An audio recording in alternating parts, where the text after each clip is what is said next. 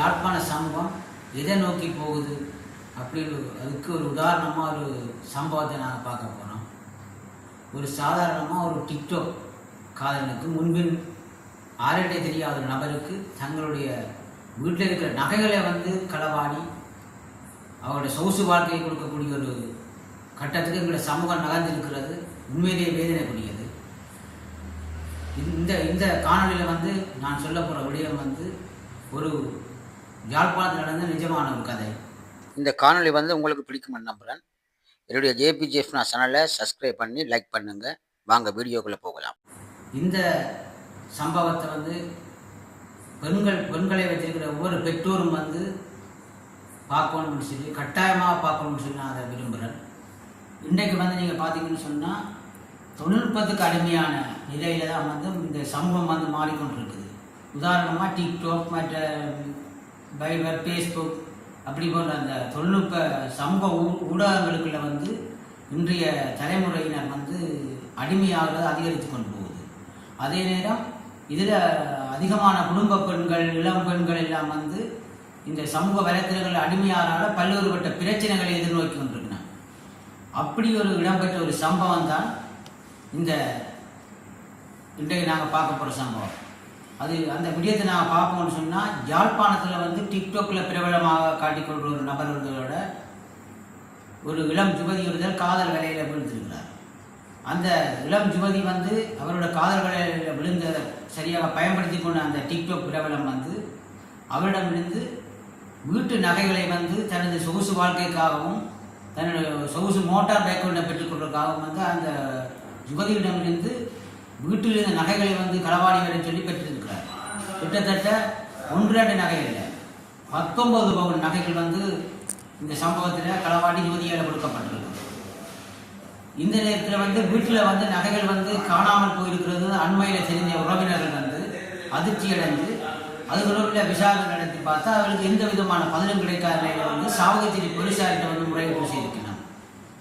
சாவகச்சேரி போலீஸில் முறையிட்டதை தொடர்ந்து சாவகச்சேரி போலீசார் இந்த யுவதி மீது சந்தேகம் கொண்டு யுவதியை விசாரணைக்கு உட்படுத்தியதில் அந்த யாழ்ப்பாணத்திலேருந்து அந்த டிக்டாக் காதலுக்கு அந்த நகைகள் கொடுக்கப்பட்ட விடியம் வெளிச்சத்துக்கு வருது.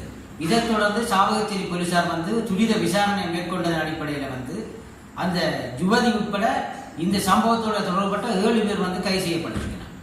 அதாவது அதில் அந்த யுவதியிடம் நகையை பெற்றுக்கொண்ட காதலன் அவர் அந்த நகைகளை பெற்றுக் கொடுக்கிறதுக்கு உதவியாக இருந்த யுவதிகள் 2 அதை விட இந்த சம்பவத்தோடு உடந்தையாக இருந்த அவருடைய நண்பர்கள் என்று சொல்லி 7 பேர் இன்றைக்கு கைது செய்யப்பட்டு தடுப்பு காவலில் வச்சிருக்கிறோம்.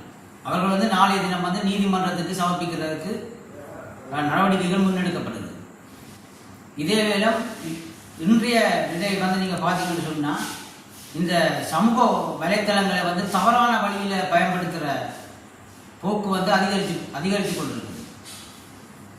அவ்வாறான ஒரு சம்பவமாக தான் இதையும் நாங்கள் பார்க்கலாம். இன்றைக்கு எங்களை தமிழ் பாரம்பரியத்தில் காணி நகை இந்த விடயங்கள் ஒரு மிக முக்கியமான ஒரு விஷயமாக பேணப்படுற நிலையில் அவ்வாறான ஒரு முக்கியமான சொத்துக்களையே அபகரித்து தன்னுடைய காதலர்களுக்கு கொடுக்குற ஒரு இழிவான செயல் இங்கே இடம்பெற்றிருக்கிறத நாங்கள் பார்க்க உண்மையிலே மனவேதனையாக இருக்குது.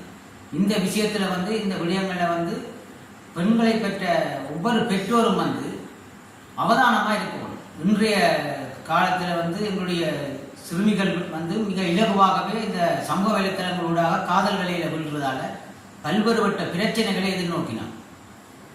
இது தொடர்பில் விழிப்பாக பெற்றோர் இருக்கிறதும் தான் இதுக்கான இதை நாங்கள் நிறுத்துறதுக்கான ஒரு வழியாக இருக்கும். அதே நேரம் இன்றைய ஆண்களை பெற்ற பெற்றோர் முக்கியமான கவனத்தில் கொள்ளணும். இன்றைய தங்களுடைய பிள்ளைகள் எந்த வழியில் போகினம்ன்றதை உன்னிப்பாக அவதானிக்கணும்.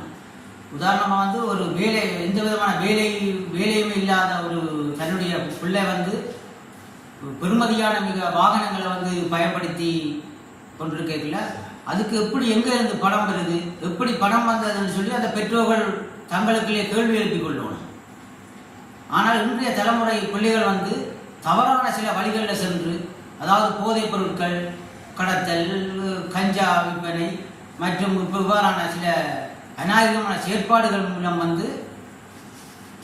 பல்வேறுபட்ட பிரச்சனைகளுக்கு சிக்கிக்கொள்வது மட்டுமில்லை, சொகுசாக வாழ கற்றுக்கொள்வதால அவர்கள் சமூகத்தில் எப்பயுமே பொறுப்பேற்றவர்களாக இருக்கிறார். இவ்வாறான நிலையில் பெற்றோர்கள் தங்களுடைய ஆண் பிள்ளைகளை மிக அவதானமா அவங்க எங்க செல்லினோம், எப்படி வரையினோம், அவர்கள் என்ன உழைக்கினோம், அவருடைய விஷயங்களை விழிப்பா இருக்கிறது தான் இதை தடுக்கிறதுக்கான ஒரு வழியா இருக்கு.